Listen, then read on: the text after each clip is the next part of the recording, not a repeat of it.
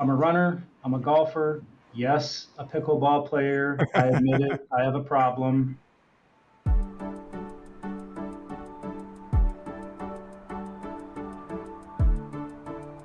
Hey y'all, welcome to Inflect. I'm Michael Daehne, and on today's show, I'm joined by Dan McDermott, Chief Information Officer at Tank Holding Corp. I met Dan a few months ago at a breakfast in the Twin Cities, and we immediately hit it off talking about technology transformation, lessons learned from mergers and acquisitions, and his unique philosophy on managing and developing talent. I hope you enjoy our conversation. Welcome to Inflect, the FlexPoint Consulting podcast. I'm Michael Daehne, and I'm really excited to have Dan McDermott with me today. Dan, how are you doing? I'm doing great, Michael. Thanks. Thanks for having me. Yeah, really excited to have you on and discuss some of your experiences and interests and have a great discussion. You and I met at breakfast a month or two ago, and I think really hit it off on some of the shared interests as it relates to technology work and technology transformation. And so I'm excited to chat with you and kind of share some of your learnings with our audience. And maybe before we get into some of my questions, why don't you just tell us a little bit more about yourself, your background, and your current role? Yeah, sure. Absolutely. So I have a long history in Minnesota. I'm not from here originally, but came here to go to St. John's University, love us or hate us. I've worked in technology around the Twin Cities my whole career. So large companies like Best Buy, doing some small consulting, et cetera, and mostly on the application side. Really enjoy being around technology and the variety of companies and the variety of projects we get involved in. My current role is as Chief Information Officer for a company called Tank Holding Corp. We're a private equity owned plastics manufacturer. So, sort of the cliche tagline is we buy resin and make things out of plastic that our customers want. But it's a wide variety of challenges. I'm the first CIO here due to some growth, but Tank Holding makes a lot of different products through a lot of different brands we have. So everything from very, very small robotically created parts for pieces of riding lawnmowers to 10,000 gallon storage tanks for water and agriculture. Being the first CIO, and we're a very acquisitive company, we've done probably about 25 acquisitions in the last 3 years. It gives me the challenge of a variety of technology, and we can talk about that a little bit as we get into it.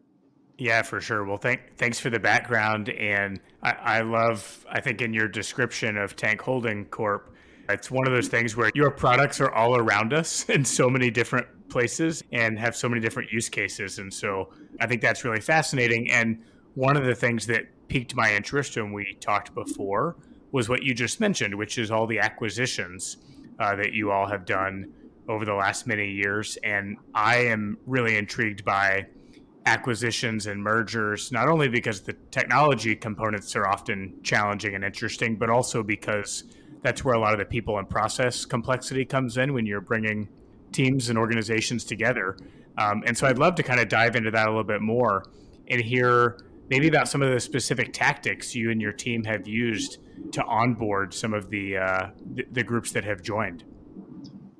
Sure. I'll share with you, Michael, my approach. I've been here about 1.5 years, so obviously I haven't been here for all of those acquisitions, and they were kind of in a variety of states. So as you can imagine, if we just look at ERP systems, for example, we're in manufacturing. There are a lot of niche ERP products out there, and some days I feel like we own one of each of them through these variety of acquisitions. Before I got here, there was some good rationalization of those. So if we had a smaller acquisition, we would bring them onto our platforms. If we had a larger one, we would run them as is and start looking at some ways to kind of bring them into the fold. One of the main things, you talked about specific tactics. Our philosophy is really, when we acquire a company, it's because it's a great business, right? Somebody's built a great business. So far be it from us to come in and say, we're going to tell you how to run things. So that's kind of the process side of it. So we look for areas where we can really collaborate. Some of those may be around integrating systems, but oftentimes we'll start with a conversation that's pretty broad around something like security.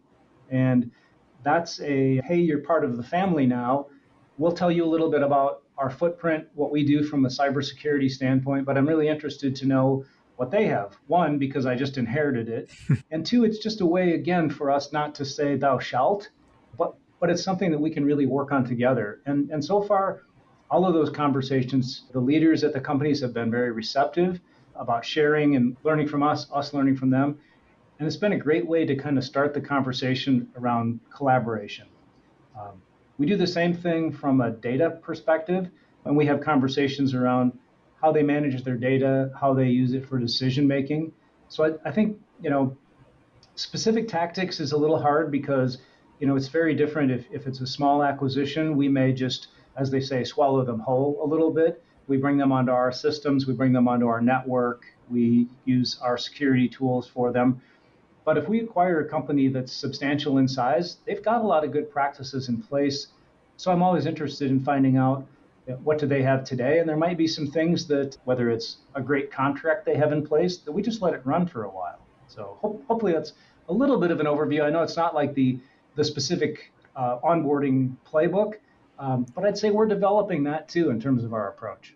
I think there are two things in your answer that stood out to me. One is this idea that there's not a one size fits all, right? Every entity that comes on board has its own unique identity, size, scale, systems, security footprint, all that stuff. And so really being thoughtful about tailoring the approach to each is important. And I think the second part that really stands out is this idea of not coming in with a thou shalt attitude, because that obviously can make all of these conversations more difficult. And so I think that's probably a great way to, like you said, welcome into the family and really drive that collaboration as you're working through it.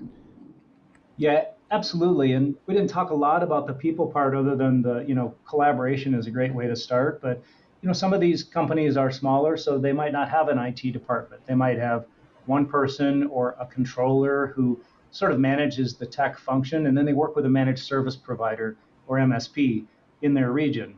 I've been lucky enough to, and I'm not saying that tongue in cheek, really lucky enough to inherit a few of those because they're good partners.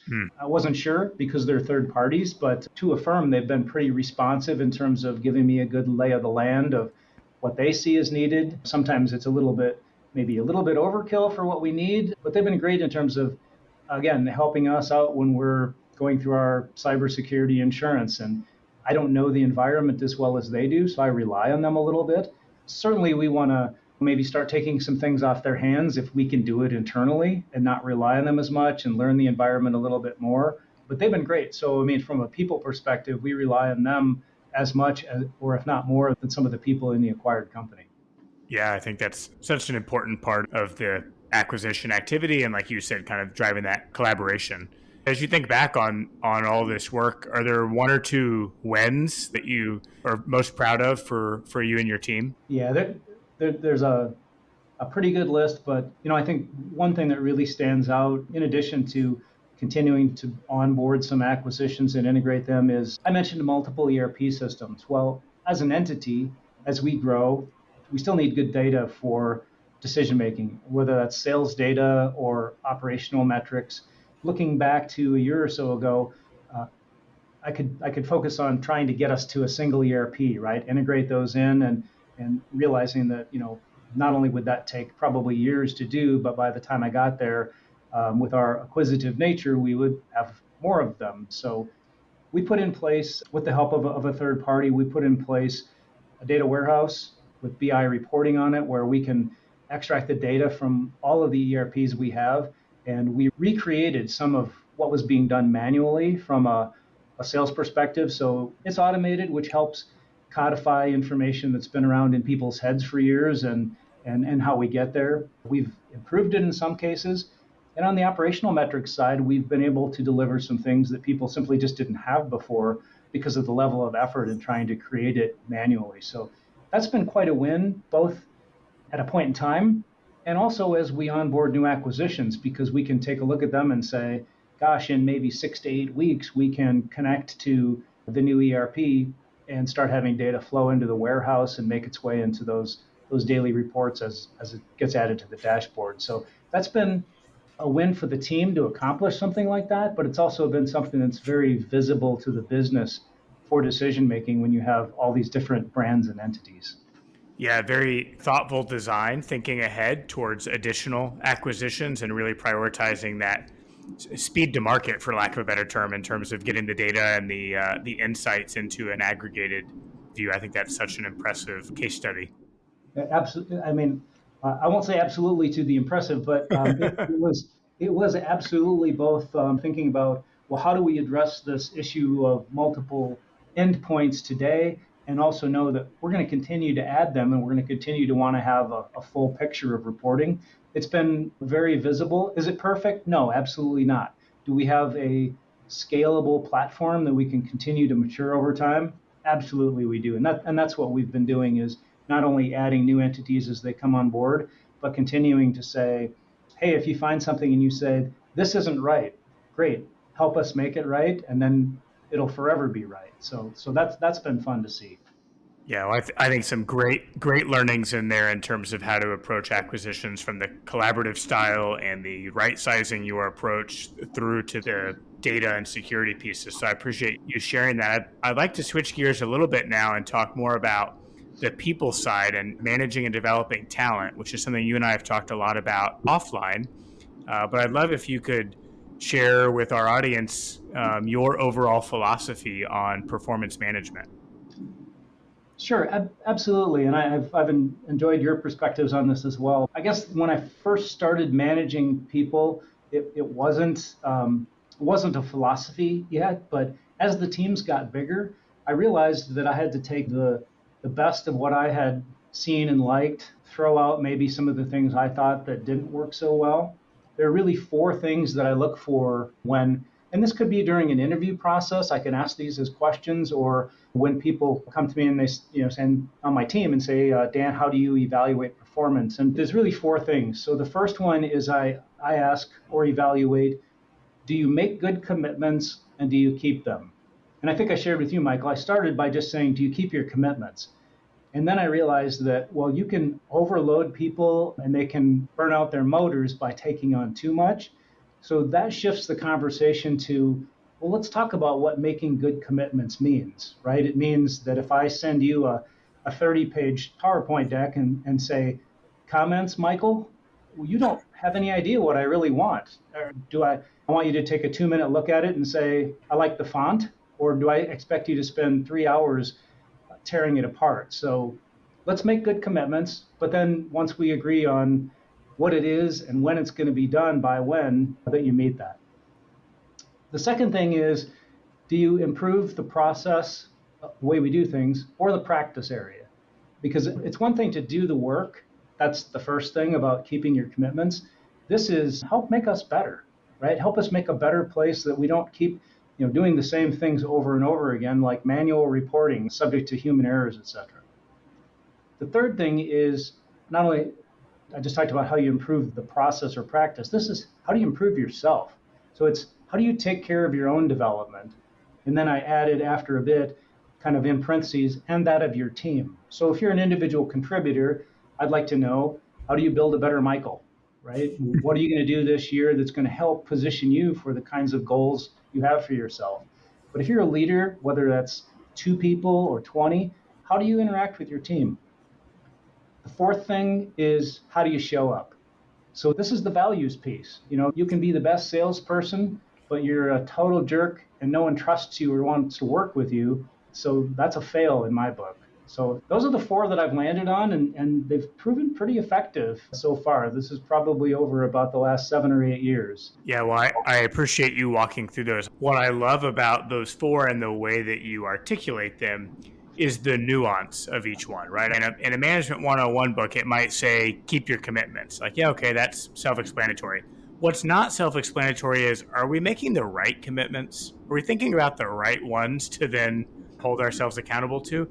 And similarly, Management 101 would say, yeah, we should all adhere to our processes. But it might not necessarily say, are we also thinking about how to improve the processes and improve the practice? And so those are just a couple of the examples, but I think that really adds the necessary nuance to make each of those a little more complex in a way that I think is reflective of how complex people are and humans are, and the management and growing of our teams is. So I think it's such a great group of ways to think about our team members, what are some of the processes or tactics you use, particularly around that commitment-based management style, to really bring that to life?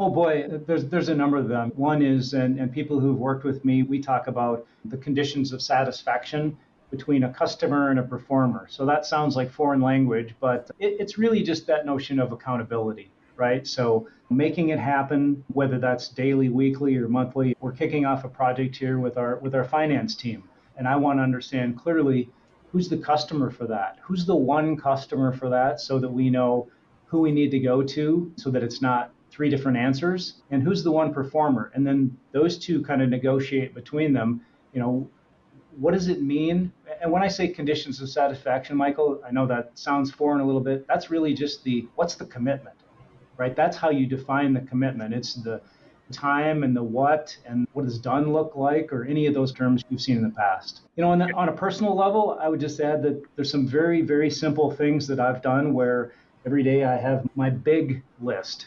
And it's just a quick acronym: before I go, BIG, right? And I keep it's old school, but I've walked halfway to my car, glanced at it, turned around and went back in, because I said, you know what? I promised Michael I'd get that to him by end of day on the 3rd. I got to go do this, because that was the commitment I made to him. So having those in one place where you quickly glance at it has been really, really helpful. Yeah, I love that. BIG. I really like that idea. Some of the things we've talked about in terms of how you show up and your values, managing your commitments, I think that probably all plays into how you look for talent and hire. But are there any other attributes or characteristics you look for when building your team?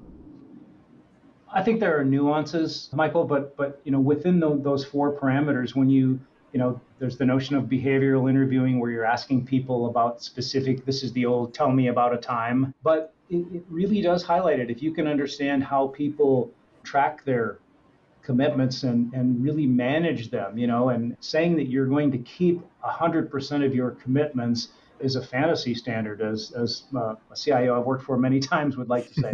You can manage them. So I may call you from the parking lot tonight and say, hey, Michael, I have a commitment to you by 5 o'clock. I didn't get it done. Would tomorrow at noon work? I'm managing the commitment. And you might say, oh, yeah, that's fine, Dan. If you have it to me by noon tomorrow, no problem. But hey, thanks for the call. Or you might say, I'm meeting with the board tonight at 8, and I really needed that piece of information from you. Got it. I'll walk back in the building and take care of it. But again, you're managing the commitment. So if you can get those stories out, how they take care of their development, what they've liked about cultures where they've worked, which speaks to how they show up, that can all come out on the interview side. Yeah, excellent. I really appreciate all the thoughts and learnings you shared, both on the growth and acquisition topic as well as the talent management and development piece. I have a couple quick hit lightning round questions for you before we run out of time. So I'm going to go fast. So the first one is, what's the best piece of advice you've ever received? Oh, it would be some version of, don't ever think you have nothing to learn from someone. Everyone has a unique perspective. Excellent. What's your favorite thing to do outside of work? I like being outside. So I'm a runner. I'm a golfer. Yes, a pickleball player. I admit it. I have a problem. Anything outside, my wife and I, we love to do those kind of things together, which is great. We get a walk in every evening, and that's where we get caught up. Yeah, great. Any good books you've read or podcasts you've listened to recently that you would recommend? You asked me this a while ago, and there are a number. I'm going to go for a non-popular book called The Slight Edge. And here's why. Most books and things have told me how to help me accomplish my goals. That's great. What if I don't know what those are? So The Slight Edge, it's sort of a takeoff on Atomic Habits. Small things make a big difference, but it's not as popular. But if you go back to one of the chapters toward the end of the book, there are templates for goals like finances, career, health, and it's one of the best starter kit lists for goals that I've seen. So I'm going to go with that one. I've added it to my list. And my last question is, if you weren't in a career in IT leadership, what do you think you'd be doing? I started my career at Accenture back when it was Anderson Consulting, and I've always thought it would be interesting to work for a large firm like that in talent management, where you've got a supply of great human resources, people, to match up with demand from a variety of clients in geography areas and all that growth. I just thought that'd be a really interesting challenge that's, not tech, but kind of. Yeah, very adjacent to a lot of the work you've done with a different lens on it. And I think bringing us full circle back to some of the things you already shared around managing and developing talent. So, Dan, I really appreciate you taking the time to talk. I really enjoyed the conversation and look forward to continuing it down the road. Me as well, and I appreciate the insightful questions. It's a great overview. Great. Thanks, Dan. Appreciate it, Michael.